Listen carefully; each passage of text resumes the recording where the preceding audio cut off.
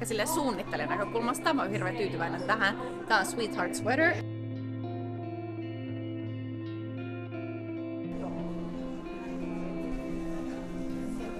Moi, me ollaan Systuli Knits.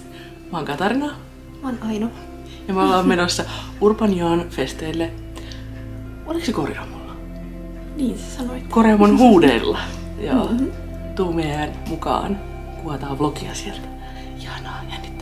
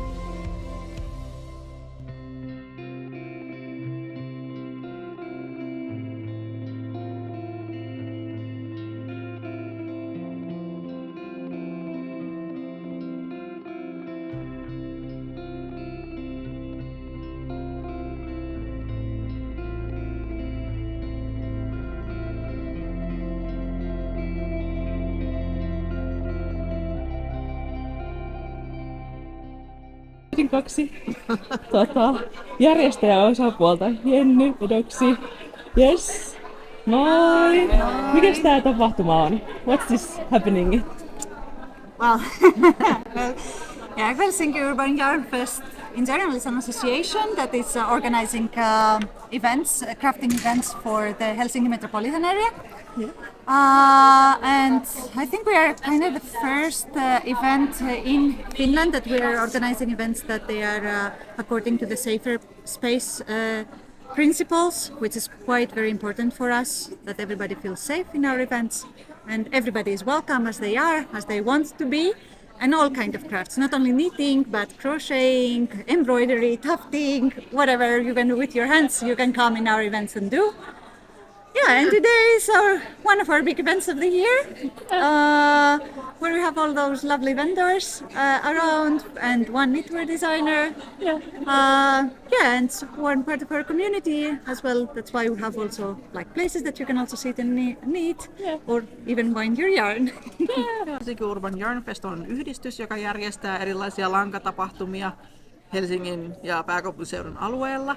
Ja tänään on meidän isoin tapahtuma vuoteen aina, että me viime vuonna järjestettiin tämä Helsinki Urban Yarn Fest, eli tällainen lankatapahtuma, missä harrastajat kohtaa sitten myyjiä ja voi tulla ostamaan lankoja ja kaikkia ihania juttuja. Ja viime vuonna meillä oli 6 myyjää ja sitten nyt meillä on 14 täällä näin. Ja on kiva.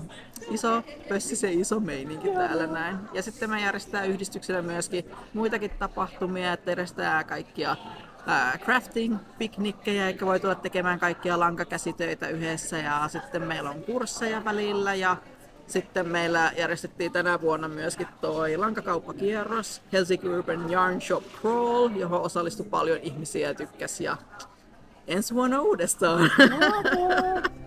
Yep. Kiitos!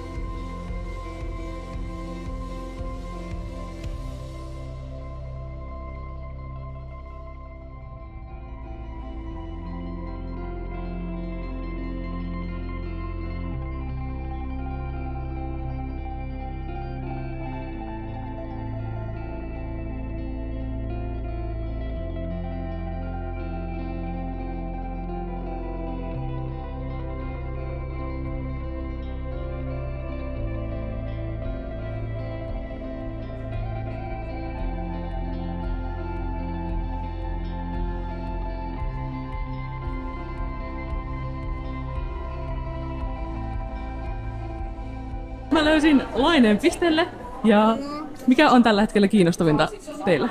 No ihan ilman muuta tää Kikan uusi kirja. Joo. Eli meillä on nyt tää tällä viikolla tiistaina ilmestynyt. Joo. Ja sitten meillä on täällä Kikan neuleet ja Kika on Kika itse. paikalla, niin Yes. se on nyt ehkä se kaikista kiinnostavin ykkönen. Okei. Entäs miltä näyttää ensi vuosi? Joo. Mitäs kaikkea? Mitä me voidaan kertoa ensi Niin, mitä vuodesta? me voidaan kertoa ensi vuodesta? Joo. Meillä on siis paljon tullut lehtiä ja kirjoja. Lehdestä tulee uusi ihana erikoisnumero heti tammikuussa. Et se on Oikeesti? kyllä semmonen, mistä tulee varmasti tosi mukava juttu. Oho, siistiä. Joo, Onpa mahtavaa. paljon kaikkea kivaa. Kiitos tästä. Minä löysin Kutovan Kikaan, Mikko Lindbergin. Mahtavaa. Häneltä on ilmestynyt uusi kirja. Kyllä.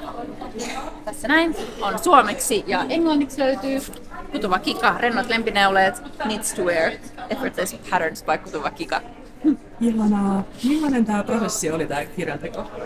No siis mä tein tämän kirjan samaan aikaan, kun sain ensimmäisen lapseni, joten tämä on ollut aika intensiivistä.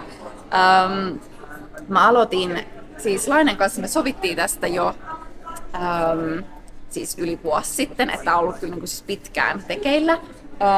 Mutta tämä oli kiva siinä mielessä tehdä, koska tämä on siis mun toinen kirja, ja siinä ensimmäisessä kirjassa oli vähän silleen, että mä tein yhden neulan ja sitten vähän jotenkin tuli mitä tuli, mutta tämä oli ehkä enemmän semmoinen, että mä mietin tätä kokoelmana, mä mietin tosi paljon, että nämä on semmoisia projekteja, joita haluaa käyttää monta kertaa, haluaa neuloa uudestaan ja uudestaan, ja myöskin, että se itse neulomisprosessi, että sen pitää olla semmoinen nautinnollinen ja kiva, että sitä jotenkin silmällä pitäen. Ja sitten, no mä rakastan siis paitoja ja neuletakkeja, että tässä on paljon semmoisia vähän isompia projekteja, myös muutama toppi ja sitten vähän asusteita. Ja myös mietin kyllä sitä semmosena, että täällä on ehkä aloittelijoilla aika semmosia tosi niinku basic, just tää, mulla on tää Simple Things sweater ja sama on sitten tässä näin, eri värissä, eri langat, että semmosia hyvin niin kuin, perus neuleita, mitä voi just tehdä monessa eri värissä langoissa. Ja sitten täältä myös löytyy vähän pitsiä, vähän palmikkoa. Mutta semmoista just mikä on niinku kiva neuloa, ei mitään liian monimutkaista, mutta tietenkin sit, jos haluaa vähän haastetta, niin semmoista.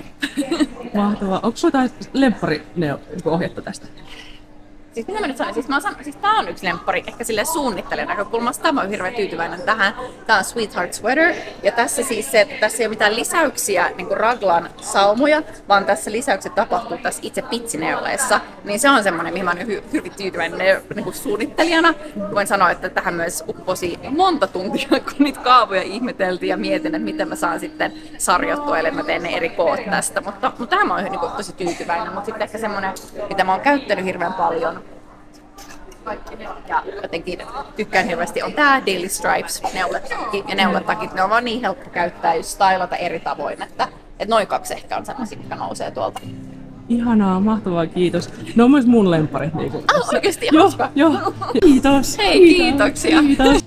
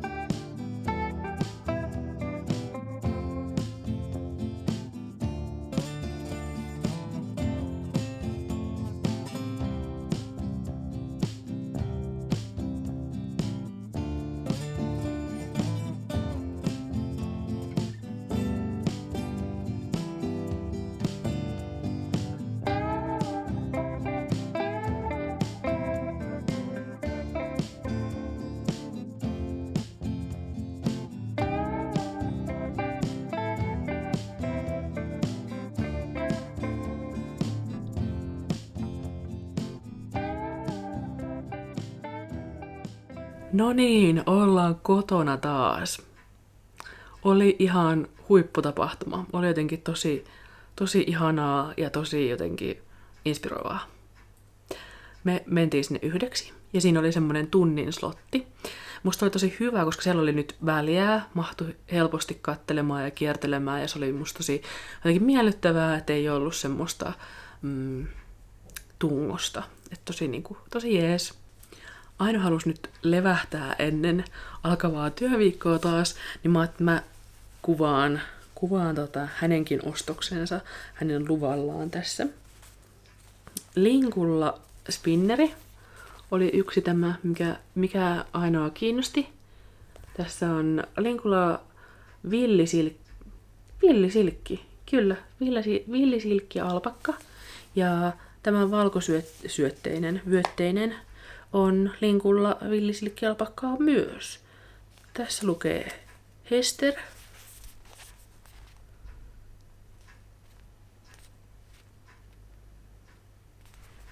Ja sitten nämä 2 muuta. Niin, tässä lukee Östen. Ja tässäpä lukee... Tässäpä ei lue mitään. Villisilkki 12%, alpakka 28%, 390 metriä 100 grammassa. Mutta hänessä ei lue mitään väriä tai tuollaista. Tällaista. Tämä on Minskuknitsin lempoa sininaama artesaanilanka Supervas PFL et Supervas Corriedale sekoitus. 400 metriä 100 grammassa ja tämän sävyn nimi on Kuningatar. On ihana sävy, sanoisinko.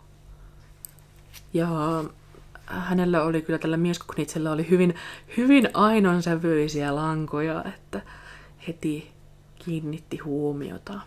No sitten aasinsilta tästä Minskuknitsistä, niin mä ostin tällaisen kerän pitimen häneltä, eli Minskuknitsiltä. Tykkään. Siis mä testasin siellä, kun olin Olarin panimossa siinä kahvilla, kokiksella, niin testasin tätä ja tykkään. Ja musta oli söpö. Tällainen hihna. Ja joo. Ja sitten seuraava asia oli Barbour Knitsin tällaiset puikkostopparit. Tää oli vähän sellainen, että mä en oikein ajatellut tätä asiaa enempää. Mä olin vaan se, että nää täytyy saada. Ja sitten ostin Kutovan Kikan uuden kirjan. Mun oma henkkoht lemppari on tämä Sweetheart. Mä ajattelin, että olisipa hieno mustana. Sitten tää Daily Stripes neuletakki. Ja kiinnostaa myös tää Urban Romance. Oli tosi ihanaa tavata suunnittelija itse ja jotenkin tosi hauskaa nähdä ja päästä juttelemaan hänen kanssaan itse, että se tuo niin kuin entistä lähemmäksi nämä niin kuin hänen tekemät mallit. Ja sitten tosi jännitysmomentti, eli lanka. Pohdiskelen mun langan ostamista, kun mulla on vähän silleen langanostolakko. Ai on? Joo, mut Aino ei usko lakkoihin, eikä varsinkaan mun langanostolakkoon. Eiks niin? Mm-hmm. Niin, kohta nähdään. Onko sä langanostolakossa? Jos Aino ei usko lakkoihin, eiks niin? Mm. No, sit 3 aikaa, kun sinne pääsi vielä uudestaan käymään, niin menin kiertämään uudelleen. Ja mulla oli sellainen ajatus tosiaan, että mä en tarvii lankaa ja että mä en halua ostaa mitään, mistä mä en nyt tiedä, mitä mä tekisin. Se on vähän ehkä hassusti sanottu, koska mä kuitenkin päädyin vähän ostaa lankaa. Mä sain semmoisen ajatuksen, että mähän voisin kerätä minivyyhtejä. Et ehkä se on tullut tästä minivyyhti-hype vähän nyt, kun tulee tietysti joulukalenterit. Ja meillä kummallakaan ei ole mitään joulukalenteria. Mulla oli se Halloween-kalenteri ja mä ajattelin, että se on mun tämän vuoden lankakalenteri. Ja se riittää. Mutta jotenkin sitten kun on ihmiset puhunut, kertonut lanka-minivyhdeistä ja keristään ja kaikesta tämmöisestä. Sitten oli silleen, että oispa ihanaa kerätä minivyhtejä. Ja sit mä kävin kaikkien siellä kaikkien myyjien pöydät läpi vielä uudestaan ja katselin minivyhti tarjontaa. Ja osalla oli sillä tavalla, että oli settejä, minivyyhtisettejä, tai sitten semmosia toisenlaisia settejä, että siinä on vaikka 50 grammaa tai 100 grammaa tai mitä sitten onkaan, niin kuin tällä tavalla seteissä. Niin sitten päädyin, että en osta settejä, ostan vain yksittäisiä. Ja sitten vielä, että piti olla mun sävyjä, koska siellä oli aivan ihania sävyjä, hempeitä, kauniita sävyjä, mutta ne ei ole niin mun värejä, mitä pukisin päälle, niin sitten mä päädyin ostaa semmosia, mitkä olisi mun omia värejä ja ei settejä. Eli ostin 4 minivyyhtiä.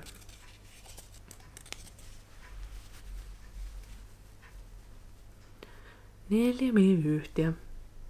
Tää on Rouva Silmusolmulta, Säijevuulelta, Laura Knitzistä ja True Crime Merino Sukkis, Karpalo Kinuski ja Laura Knitz Red Handed. True Crime Yarns. Hänessä ei ole nimeä. Säijevuul Queen of Cedars. Ihania. Ja sitten mä ajattelin, että nämä on sellaiset sävyt, jotka sopii sitten näiden kalenterissa, siinä Halloween-kalenterissa olleiden lankojen kanssa.